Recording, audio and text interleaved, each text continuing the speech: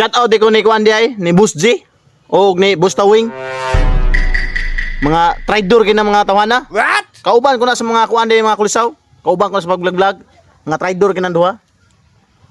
Kana si Boss G nga napay bungot nga purti rabot pagka traidura ni tawhana.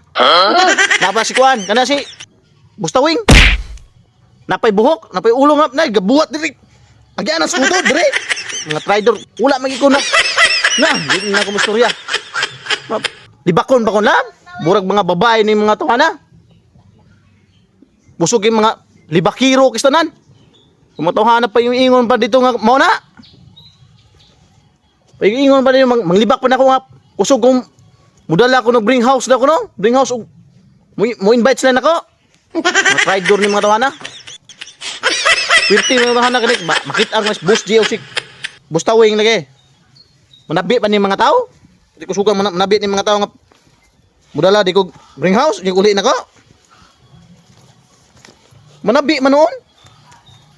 Nga mapaulit na sa ko. Oh, nadalan po ka na eh. Kabus din gikan, Boss G.